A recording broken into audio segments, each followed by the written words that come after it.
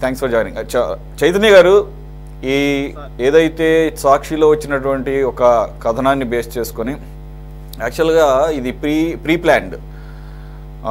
రఘురామకృష్ణరాజు గారు ఉపసభాపతి, అలాగే స్పీకర్గా ఉన్నటువంటి అయ్యన్న పాత్రుడు గారు ఇద్దరూ కూడా ఢిల్లీ వెళ్ళి లోక్సభ స్పీకర్ని ఓం బిర్లా గారిని ఎమ్మెల్యేలకు శిక్షణా తరగతులు నిర్వహించాలి, 24 నుంచి బడ్జెట్ సమావేశాలు ప్రారంభం కానున్న నేపథ్యంలో ఒక 2 రోజుల పాటు 22, 23 అని ప్రిన్సిపల్గా డిసైడ్ చేసి ఆయన్ని ఇన్వైట్ చేయడం జరిగింది. ఆయన వస్తానని కూడా అంటం జరిగింది. దాంతోపాటుగా వెంకయ్య నాయుడు గారిని కూడా 2వ రోజు సెషన్కి పిలుస్తారు శిక్షణా తరగతులకు అని చెప్పేసి. అంటే చాలామంది కొత్తగా ఎన్నికైనటువంటి ఎమ్మెల్యేలు ఉన్నారు. సో వాళ్ళందరికీ కూడా ఇవి ఇన్పుట్స్ చాలా ఉపయోగపడతాయని ఒక మంచి ఆలోచనే టైం టు టైం జరుగుతుంటాయి. అయితే సడన్గా అది వాయిదా పట్టడం జరిగింది. ఎందుకరించి ఆ కథనం ప్రకారం, లేదంటే మన కామన్ సెన్స్ కూడా తెలుస్తుంది. ఒకటి, ఎమ్మెల్సీ ఎలక్షన్స్ ఉన్నాయి 27వ తారీఖు. ఎమ్మెల్యేలు అందరూ వాటిల్లో కొంతమందికి అందరూ కాకపోయినా ఎక్కువ మందికి బాధ్యతలు అప్పగించారు, ఇన్ఛార్జీలు గాను, లేదంటే కనుక ఆ ప్రచార బాధ్యతలు, గెలిపించే బాధ్యత. ఇది కూడా ప్రభుత్వానికి తెలుసు, టీడీపీ పార్టీకి తెలుసు, ఎమ్మెల్సీ ఎలక్షన్స్ ఉన్న సంగతి తెలుసు. అలాగే ఎమ్మెల్యేలు ఎంతమంది హాజరవుతారు అనేది కూడా కొంత డౌట్ ఉంది. మరి ఎమ్మెల్యేలు రానన్నారా, రానంటం మూలంగా మరి క్యాన్సిల్ చేశారా, పోస్ట్ పోన్ చేశారా, ఎందుకని ఈ మిస్మేనేజ్మెంట్? మరి దానికి తగ్గట్టుగా ఏర్పాట్లు ముందు నుంచి చేస్తారు కదా, చేసిన దానికి కొంత ఖర్చు అయి ఉంటుందని చెప్పేసి సాక్షి కథనం. మరి ఒకటి, ఇక్కడ మనం ఎవరిని డిస్ప్యూట్ చేయడానికి లేదు. కోర్టులకు ఎలా అధికారం ఉంటుందో ఆ పరిమిత అధికారాలు స్పీకర్కి కూడా అంతకన్నా దాదాపుగా అంతే సమానం. ఇంకా మాట్లాడితే ఆ లిమిట్కి ఇది లేదు. ఎందుకంటే మనకి కాన్స్టిట్యూషన్ ఆ రకంగా డిఫైన్ చేసింది, ఎవరి అధికారాలు వాళ్ళవే. సో స్పీకర్కి అపరిమిత అధికారాలు ఉన్నాయి. అవసరం అనుకుంటే ప్రైవేట్ వ్యక్తులను కూడా సభకు పిలిపించి, లేదంటే కూడా ఎక్స్ప్లెనేషన్ అడిగే అధికారాలు కూడా ఉంటాయి. కాబట్టి ఆయన కథనాన్ని బేస్ చేసుకొని సాక్షి మీడియాకి సంబంధించి సభా హక్కుల ఉల్లంఘన కింద ప్రివిలేజ్ కమిటీకి రిఫర్ చేశారంటున్నారు. కానీ నేనేమంటున్నానంటే ఇక్కడ ఫ్యాక్ట్ మాట్లాడుకుందాం. ఇప్పుడు ఏర్పాట్లు అన్నప్పుడు లోక్సభ స్పీకర్ స్థాయి వ్యక్తి వస్తున్నారు అనుకున్నప్పుడు, మాజీ రాష్ట్రపతి వెంకయ్యనాయుడు గారు లాంటి వాళ్ళు వస్తున్నారు అనుకున్నప్పుడు, అనేక మంది పెద్దలు అటెండ్ అవుతారు అనుకున్నప్పుడు ఖచ్చితంగా ఏర్పాట్లు జరుగుతుంటాయి కదా. ఆ ఏర్పాట్లకు ఖచ్చితంగా కొంత ఖర్చు పెట్టుంటారు. అది ప్రజాధనం వృధా అయిందని చెప్పేసి సాక్షి యొక్క కథనం యొక్క సారాంశం. మీరు ఏ విధంగా డిఫెండ్ చేసుకుంటారు? ముందుగా ప్యానల్ సభ్యులందరికీ నమస్కారం అండి. గత ప్రభుత్వంలో అత్యంత కీలకమైనటువంటి శాసనసభ, ఒక గౌరవ సభగా నడవలసినటువంటి శాసనసభని అప్పటి ముఖ్యమంత్రిగా ఉన్నటువంటి జగన్మోహన్ రెడ్డి గారి నాయకత్వంలో వైఎస్ఆర్ ప్రభుత్వంలో కౌరవ సభగా మార్చారు. మనందరం చాలా చూసాం దాన్ని.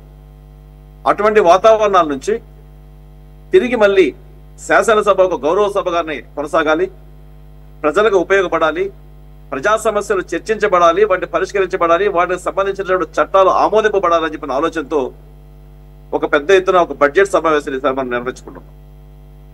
కొత్తగా వచ్చినటువంటి శాసనసభ్యులు చాలా మంది ఉండటం వల్ల ఒక ప్రత్యేకమైన శిక్షణా తరగతులు ఏర్పాటు చేస్తే ఆ శిక్షణా తరగతులని అత్యున్నతమైనటువంటి విలువలు అందించే వ్యక్తుల ద్వారా కానీ వీళ్ళకి కానీ తెలియజెప్పగలిగితే ఈ శాసనసభ గౌరవ సభగా కొనసాగుతుంది, ముందు తరాల వారు కూడా ఆదర్శంగా ఉంటుందన్న ఆలోచనతో ఒక శిక్షణా తరగతులు ఏర్పాటు చేద్దామని ఆలోచన చేశారు మాట వాస్తవం.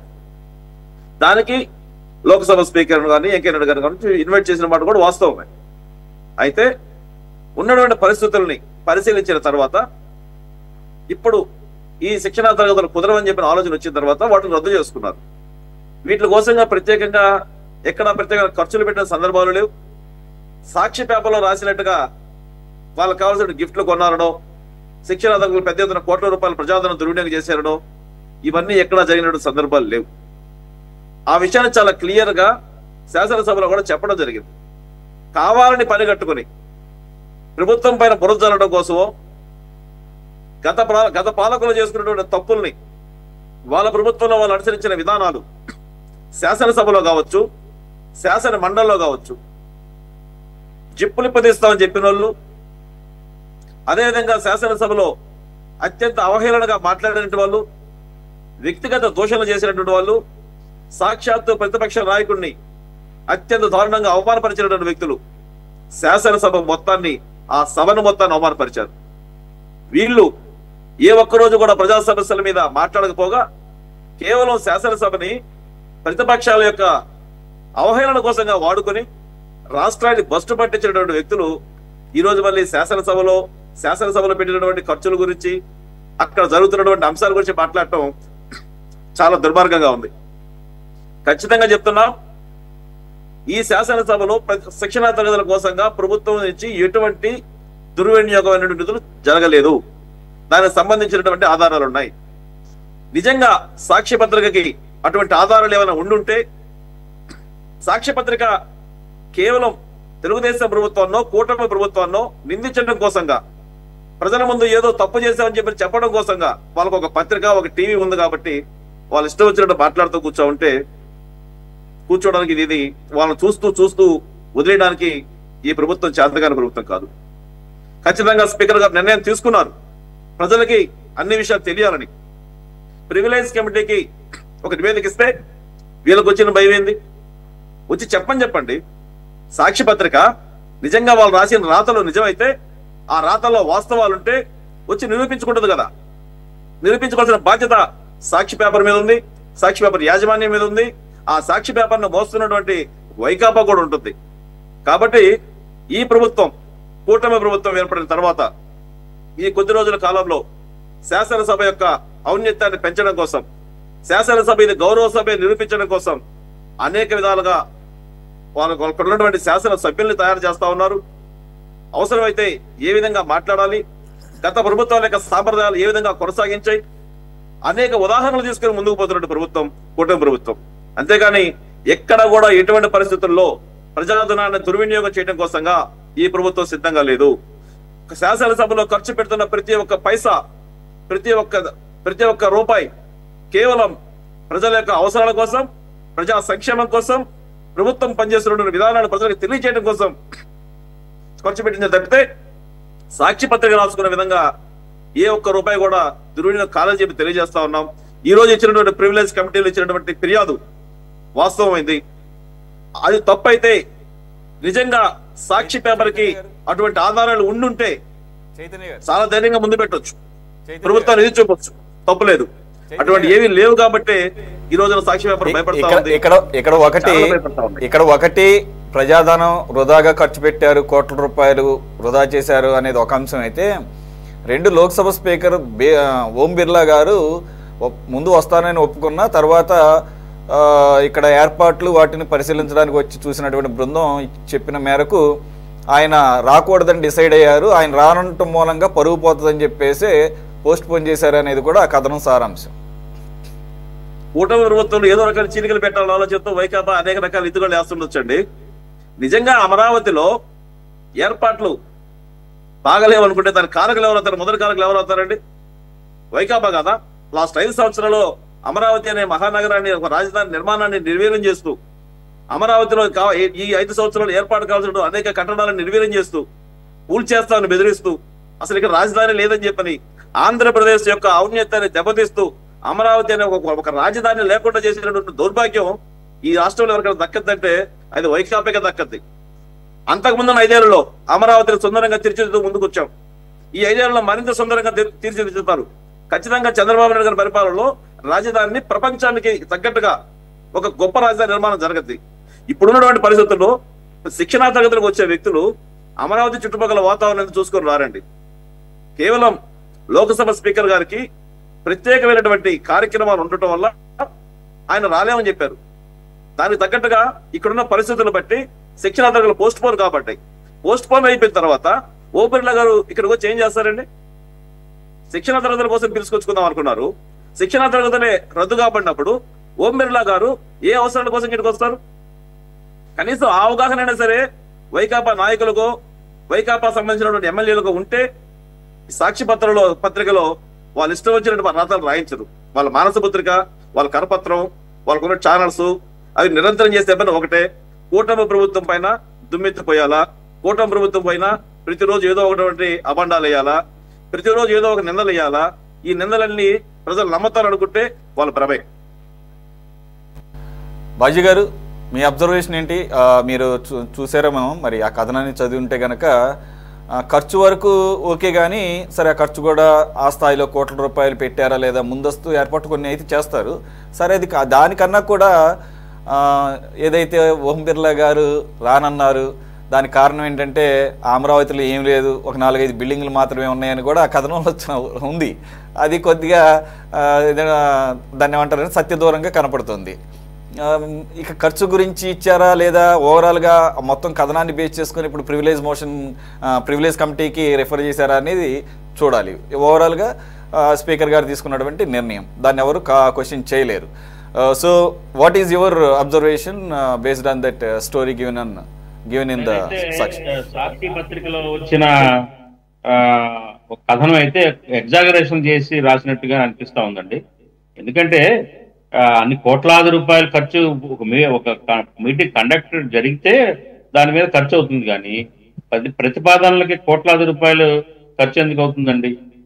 ఒకవేళ ఖర్చు అవుతుందా లేదా ఎంతో కొంత అవ్వచ్చు, కానీ ఎమ్మెల్యే శిక్షణ కార్యక్రమం ఏర్పాటు చేయడం అనేది ఎంతో ఉపయోగకరమైన అంశం అది.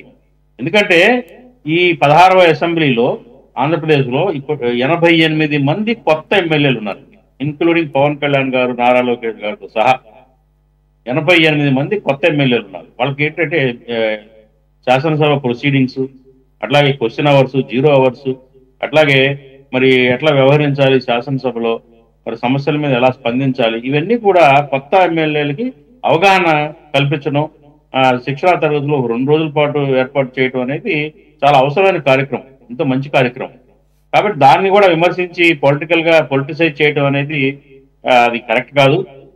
సాక్షి పత్రికలో వచ్చిందైతే మాత్రం అది కేవలం తెలుగుదేశం పార్టీ ఎన్డీఏ ప్రభుత్వం మీద బురద జల్లే కార్యక్రమం, లేకపోతే ఏదో ఒక అంశాన్ని లేవనెత్తి వివాదాస్పదంగా మార్చడం అనే లక్ష్యంతోనే అది ప్రచురించబడిందని చెప్పేసి నేను అనుకుంటా ఉన్నాను. కాబట్టి ఏంటంటే దానికి చిన్న చిన్న విషయాలను కూడా చిరవలు పలవలుగా ప్రజల్లో తీసుకెళ్లి ఏదో ఒక బ్యాడ్ క్రియేట్ చేసే కార్యక్రమంగానే సాక్షి పత్రికలో ఆ వార్త ప్రచురించారు తప్ప వేరేది కాదు. మరి ప్రివిలేజ్ కమిటీకి ఇచ్చారు, మరి ఆ ప్రివిలేజ్ కమిటీ ద్వారా ఏం జరుగుతుందో యాక్షన్ చూడాలి. మరి సాక్షి పత్రిక మీద డిఫేమేషన్ లేకపోతే నష్టపరిహారం చేస్తారా, లేకపోతే చట్టపరమైన చర్యలు ఏమైనా ఉంటాయా అనేది మనం వేచి చూడాలండి. మొత్తానికి ఏదైతే సాక్షి పత్రికలో వచ్చిన అంశాలు మాత్రం అది కొంచెం అతిగా రాసినట్టుగానే నాకు అనిపిస్తా ఉంది.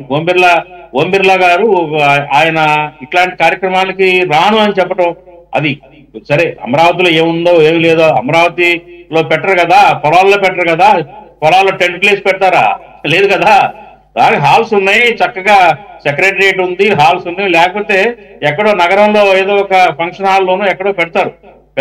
అది పెద్ద ఇష్యూ కాదండి. అందుకు రానని నేను అన్నారు, ఇదంతా కూడా కట్టుకథగానే అనిపిస్తా ఉంది. ఎందుకంటే ఇట్లాంటి ఎమ్మెల్యేలకు శిక్షణ తరగతుల్లో పాల్గొనడం అనేది లోక్సభ స్పీకర్ గారికి కూడా ఒక అవకాశం. ఆయన అట్లాగే ఎమ్మెల్యేలకి తర్ఫీదు ఇవ్వడం అనేది ఆయన జీవితంలో ఒక స్పీకర్ కి లభించిన అరుదైన అవకాశంగా ఫీల్ అవుతాడు తప్ప, నేను రాను, అక్కడ సరిగ్గా లేదు, పొలాలు ఉన్నాయి, అన్ని దోమలు కుడతాయి, ఇట్లాంటి చౌకబారు ఆలోచనలతో ఓం బిర్లా గారు రాను అని అన్నారనేది కూడా అది సరైనది కాదనేది నా ఉద్దేశం. నిజం కాకపోవచ్చు అనేది నా ఉద్దేశం. రమేష్ గారు ఎలా సమర్థించుకుంటారు ఈ కథనాన్ని? ఇప్పుడు అది స్పీకర్ గారి దగ్గరికి వెళ్ళింది, ఇట్స్ సీరియస్ ఇష్యూ అవుతుంది. ఇప్పుడు మిగిలిన కథనాలు అనుకోండి వేరే విషయం, ఇది సాక్షాత్ అసెంబ్లీకి సంబంధించింది కాబట్టి సీరియస్గా తీసుకోవడం జరిగింది. వన్ ఆఫ్ ది ఎమ్మెల్యే సభా ప్రొసీడింగ్స్లో లేవనెత్తిన సందర్భంలో ఆయన దృష్టికి వచ్చినట్టుంది. మొత్తాన్ని దాన్ని పరిశీలించి ఈరోజు ప్రివిలేజ్ కమిటీకి రెఫర్ చేయడం జరిగింది. ఒకటి దాంట్లో ప్రస్తావించింది ఏంటంటే, ఇదా సమయం ఎమ్మెల్సీలకి, ఇవన్నీ ఎమ్మెల్సీ ఎలక్షన్స్ టైము అని తెలియదా ముందే ప్రభుత్వానికి, ఈ టైంలో చేసింది కాబట్టి ఇది మిస్మేనేజ్మెంటు అని చెప్పేసి కథనం సారాంశం. ఎట్లా సమర్థించుకుంటారు? సురేష్ గారు, ఇప్పుడు టీడీపీ ప్రతినిధి గారు మాట్లాడుతూ ఆయన ఏమన్నారంటే, గతంలో వైఎస్ఆర్ కాంగ్రెస్ పార్టీ ప్రభుత్వం అధికారంలో ఉన్నప్పుడు కౌరవ సభగా నిర్వహించారని చెప్పడం జరిగింది. మరి ఆయన మర్చిపోయారేమో, 2014-19 మధ్య తెలుగుదేశం పార్టీ ప్రభుత్వాన్ని నడిపినప్పుడు అసెంబ్లీలో బొండా ఉమా గారు మాట్లాడిన మాటలు, లకార్ భాషలు అవన్నీ కూడా మరి ఆయనకి గుర్తున్నాయో లేదో. ఆ రోజున కౌరవ సభ అనేది ఆయనకి అనిపించలేదేమో. కొడాలి నాని గారి మీద ఆ రోజున మాట్లాడిన మాటల్లోకి ఈయనకి కౌరవ సభగా మరి ఆ రోజున అనిపించలేదేమో, మరి అయితే నాకు తెలియదు. నెక్స్ట్ మళ్ళీ ఇంకో విషయం కూడా, రకరకాలుగా ప్రతిపక్ష నాయకుడిని ఆ రోజున మాట్లాడినారు అని అన్నారు. ఇప్పుడు అసెంబ్లీలో తెలుగుదేశం పార్టీ సభ్యులు ఎన్ని రకాలుగా మాటలు మాట్లాడితే ఆ విధమైన రియాక్షన్ వస్తుంది అనేది కూడా అందరూ కూడా తెలుసుకోవాల్సిన విషయం. ఎందుకంటే తెలుగుదేశం పార్టీ సభ్యులు ఇవాళ మీరు చూసారో లేదో, కోనా రవికుమార్ గారికి, ఆముదాల వలస ఎమ్మెల్యే కోనా రవికుమార్ గారికి ఏదో సర్వే కాల్ ఒకటి వస్తే దాంట్లో మాజీ ముఖ్యమంత్రి జగన్మోహన్ రెడ్డి గారిని పట్టుకుని బూతులు తిడుతున్నాడు ఆయన. నా కొడుకే చేపించుంటాడు. అసలు ఆ సర్వే కాల్కి మాజీ ముఖ్యమంత్రి గారికి సంబంధం ఏంటండి? వీళ్ళు ఏంటంటే మీరు చూడండి క్లియర్గా ఆడియో అదే వీడియో కూడా ఉంది, అది వీడియో కూడా ఈరోజు బయటకు వచ్చింది. ఎవరో సర్వే కాల్ చేస్తే మాజీ ముఖ్యమంత్రి గారిని బూతులు తిట్టవలసిన అవసరం ఆముదాల వలస ఎమ్మెల్యే గారికి ఏంటండి? వీళ్ళు ఏంటంటే ఎంతసేపు కూడా పైకి మాత్రం ఇలా మాట్లాడతారు, లోపల మాత్రం వాళ్ళు చేసే పనులను చేస్తూనే ఉంటారు, వాళ్ళు మాట్లాడే మాటలన్నీ మాట్లాడుతూనే ఉంటారు. ఈ రకంగా వాళ్ళు చేస్తున్న వ్యవహారాలు కానీ ఇవి కానీ అందరికీ, రాష్ట్ర ప్రజలందరికీ తెలుసు. దాని మీద పెద్ద చర్చ ఇంకా లోతుగా వెళ్లాల్సిన అవసరం లేదు మనకి. ఇక సాక్షి మీడియా కథనం మీద, ఆ కథనంలో మీరు అంటున్నట్లుగా బాజీ గారు చెప్పినట్లుగా కానీ మీరు చెప్పినట్లుగా కానీ అమరావతిలో భవనాలు లేవు అని, ఓం బిర్లా గారు రాలేదు అనే కథనం అనేది ఈ రోజున స్పీకర్ గారు ప్రివిలేజ్ కమిటీకి ఇవ్వడం, దాని మీద చర్యలు అదే ఎంక్వైరీ చేయమని చెప్పడం జరిగింది. ఎంతో కొంత సమాచారం ఇప్పుడు కేంద్ర కమిటీ వచ్చి వెళ్ళింది. ఆ కేంద్ర కమిటీ ఏం రిపోర్ట్ ఇచ్చింది అనేది కూడా రేపు పొద్దున్న ఓం బిర్లా గారికి ఆర్టీ యాక్ట్ ద్వారా అప్లై చేస్తే ఆ రిపోర్ట్లో ఏముందనేది కూడా బయటకు వస్తుంది. ఆ రిపోర్ట్లో ఉన్న వ్యవహారాలను బట్టి అప్పుడు సాక్షి కూడా తగిన సమాధానం ఇవ్వడానికి అవకాశం ఉంటుంది. అంతేకాకుండా వీళ్ళు శిక్షణా తరగతులు ఎమ్మెల్సీ ఎలక్షన్ రేపు 27వ తారీఖున ఉన్నాయి. వాళ్ళ పార్టీ తెలుగుదేశం పార్టీ తరఫున అటు కృష్ణా గుంటూరులో కానీ ఇటు తూర్పు పశ్చిమ గోదావరిలో కానీ ఇద్దరు క్యాండిడేట్లు కూడా తెలుగుదేశం పార్టీ తరఫున పోటీ చేస్తున్నారు. తెలుగుదేశం పార్టీకి సంబంధించిన ఎమ్మెల్యేలను కానీ మంత్రులను కానీ ఇన్ఛార్జీలుగా డిఫరెంట్ కాన్స్టిట్యున్సీస్కి వేయడం జరిగింది. వేసినప్పుడు 27వ తారీఖున ఇక్కడ ఎలక్షన్ ఉన్నప్పుడు వాళ్ళందరూ కూడా అక్కడ శిక్షణా తరగతులకు ఎలా వస్తారని చెప్పి వీళ్ళకి అవగాహన కానీ ప్రణాళిక కానీ ఏ విధమైన ఇది కూడా లేకుండా వీళ్ళు ఆ తారీఖులో శిక్షణా తరగతులు ఎలా పెట్టారండి? ప్రభుత్వం నడుపుతున్న వాళ్ళకి కానీ లేదా ఈ వ్యవహారాన్ని శిక్షణా తరగతులు పెట్టే వాళ్ళకి కానీ ఎంతో కొంత ప్రణాళిక అవసరం అనేది ఉండవలసిన అవసరం బాధ్యత ఉంది కదండి. ఆ ప్రణాళిక కానీ అవగాహన కానీ లేకుండా వీళ్ళు ఆ శిక్షణా తరగతులు పెట్టడం జరిగింది. శిక్షణా తరగతులు పెట్టినప్పుడు ఆటోమేటిక్గా ఎంతో కొంత ఖర్చు అవుద్ది. సాక్షి పత్రికకి ఎంతో కొంత ఇన్నర్ న్యూస్ లేనిదే, సాక్ష్యాలు లేనిదే ఆ విధంగా కథనాలు రాయడం అనేది జరగదు. ఖచ్చితంగా భవిష్యత్తులో ఎలాగో ప్రివిలేజ్ కమిటీ కంప్లైంట్ వెళ్ళింది కాబట్టి కమిటీ ఎంక్వైరీ చేస్తుంది. నిజాలు ఏంటనేది సాక్షి పత్రిక ఆ ప్రివిలేజ్ కమిటీలో చెప్పడం జరుగుతుంది. అప్పుడు దాన్ని బట్టి వాళ్ళు ఏం చర్యలు, సాక్షి పత్రిక తప్పు చేయదు అనేది మేము నమ్ముతున్న ఇది. నిజంగా తప్పు చేసి ఉంటే వాళ్ళు చర్యలు తీసుకుంటారు. ఆ రోజున మనందరం కూడా మళ్ళీ డిబేట్ పెట్టి మాట్లాడుకోవచ్చు. ఎనీథింగ్ చైతన్య గారు క్విక్గా? ఇందాక మన మిత్రులు చెప్తున్నారు అసలు అక్కడ శిక్షణ తరగతి జరగలేదు, శిక్షణ తరగతి జరిగిందన్నట్టు శిక్షణ తరగతి జరగల, జరగని శిక్షణ తరగతికి ఖర్చు ఉండదు. 2 మార్చి 15వ తేదీ దాకా ఉన్నటువంటి శాసనసభకి దాదాపుగా 21 రోజుల పాటు జరుగుతున్నటువంటి శాసనసభకి ఒక 2 రోజులు శిక్షణ తరగతులు చేస్తారు. ఎమ్మెల్సీ ఎన్నికలు 27కి అయిపోతాయి, రిజల్ట్ 3కి వస్తుంది. ఆ తర్వాత కూడా శాసనసభ కొనసాగుద్ది. కాబట్టి శాసనసభలకు శిక్షణ ఉంటే మంచిదన్న ఒక ఆలోచన చేసిన మాట వాస్తవం. ప్రతిపాదనలకి ఖర్చులు ఉండవు. మా సంబంధించినటువంటి ప్రభుత్వానికి సంబంధించినటువంటి అధికారులు లేకపోతే స్పీకర్ గారు గౌరవంగా మిగతా వాళ్ళు ఇన్వైట్ చేస్తారు. ఇక్కడ ఏ ఏర్పాట్లు జరగల, శాసనసభకి శిక్షణ కోసంగా ఎటువంటి ఏర్పాట్లు జరగల. జరగని ఏర్పాట్లకి కోట్ల రూపాయల ఖర్చు ఏ విధంగా అయిందో సాక్షికి తెలియాలా, లేకుంటే వైకాపా ప్రతినిధులకు తెలియాలా? దాన్నే ఈరోజు ప్రివిలేజ్ కమిటీకి ప్రతిపాదన చేసింది. గత ఏ శాసనసభలో కూడా ఏ ప్రభుత్వంలో, తెలుగుదేశం ప్రభుత్వం ఎప్పుడు అధికారంలో ఉన్నప్పటికీ కూడా గత ప్రభుత్వంలో వైకాపా నాయకులు మాట్లాడిన భాషను గాని వాళ్ళు ప్రవర్తించిన తీరును గాని ఖచ్చితంగా చేయలేదని మాత్రం 100% చెప్తాం. శాసనసభ యొక్క విలువల్ని, శాసనసభ యొక్క ఔన్నత్యాన్ని కాపాడటంలో తెలుగుదేశం పార్టీ, తెలుగుదేశం ప్రభుత్వం నిరంతరం పనిచేసింది తప్పితే ఏ ఒక్క రోజు కూడా శాసనసభలో అగౌరవంగా మాట్లాడిన సందర్భాలు లేవు. రాజశేఖర రెడ్డి గారు మాట్లాడినప్పుడు కూడా నవ్వుతూనే స్వీకరించారు, దానికి తగ్గ సమాధానం ఆ తర్వాత చెప్పారు తప్పితే ఈ రోజు కూడా శాసనసభ యొక్క ఔన్నత్యాన్ని తెలుగుదేశం పార్టీ